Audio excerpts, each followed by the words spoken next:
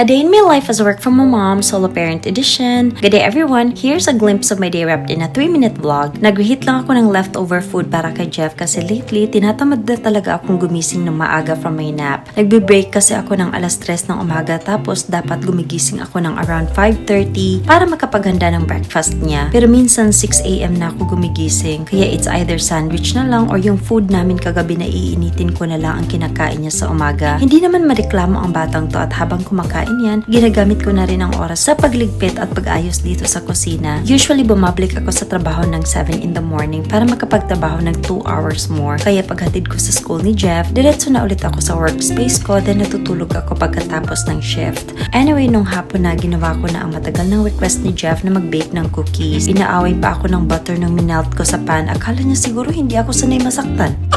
Charing. Gagawa na lang ako ng separate vlog sa recipe nito at instead na gumamit ako ng vanilla, maple syrup na lang ang ginawa kong substitute kasi yun lang ang ingredient na wala ko. Isa talaga ang pagbe-bake sa gusto kong gawin pero hindi ko gusto ang behind the camera. Marami kasing hugasin pagkatapos. Challenging nga rin minsan kasi dapat sakto talaga ang mga measurements para makuha mo yung tamang texture na binibake mo. Sinamahan na rin nga ako ni Jeff na ihanda ang cookies na ginagawa ko at hindi na nga rin siya makapaghintay. Hindi niya alam na if you-freeze ko muna itong cookie dough for 30 minutes before ko ito isasalang sa electric oven. Pinuno talaga niya ang chocolate chips at marami rin itong batches na ginawa ko ngayon para yung iba, ipapatikim ko sa family ko dahil magkikita kami bukas. Maya-maya ay binake ko na rin ito ng 12 minutes sa oven at habang naghihintay ako dyan, inayos ko na rin itong kwarto ni Jeff. Minsan talaga tumatambay lang ako pero ngayon ganado ako maglinis nitong kwarto ni Jeff at ayusin ang mga nag-wrestling na mga damit niya sa cabinet. Nakaka-relate talaga ako nito kasi ganun din ako nung bata ako. Ang gulo ng mga damit ko kahit ilang beses na akong pagsabihan ng magulang ko na ayusin at kunin ang mga damit ng dahan-dahan. Kaya heto at tinutupi ko na lang ito ulit. Ito talaga ang mission ko sa araw na to. Minsan, iniisip ko na ang gagawin ko sa araw in advance. Pinagpaplanuhan ko na yan kasi ayokong masayang ang araw ko na wala akong ginagawa. Though minsan,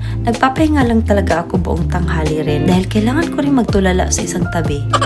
O siya nung maluto na ang cookies, pinakauna nag-try nito si Jeff talaga at buti na lang hindi na fail ang gawa ko. Na-achieve ko naman at medyo hindi nga lang nag-melt ang chocolate chips pero masarap pa rin naman to. Pinagpatuloy ko na rin ang mission ko sa kwarto ni Jeff na ma-organize ang cabinet at malinis ang kwarto niya at nagpaalam na rin kami pagkatapos kay Cookie dahil naisipan namin kumain sa labas malapit sa amin. Mga ilang minuto lang naman mula sa amin at napa-order na rin kami ng sisig at burger ni Jeff. Masarap daw kasi ang burger nila dito and in fairness, masarap din naman. Pag uwi ko sa bahay ay tinapos ko na rin ang paglilinis dito sa area na semi-dirty clothes kung saan malinis pa siya para ilagay sa laundry pero madumi na siya para ibalik suotin. Ay, ewan ko na lang. Naglaban na rin ako ng konti at dahil may oras pa naman ako, bala ko sanang itupi itong mga nilaban ko mga damit but I ended up taking a power nap. 10 minutes before my shift ay naganda na nga rin ako ng kape at buti na lang nagkapag-power nap ako dahil na-recharge rin talaga ako. Medyo napagod din ako kanina sa mga ginawa ko sa bahay at ngayon ready na ulit ako para magtrabaho. And that's all for today. Thank you so much for watching. Bye!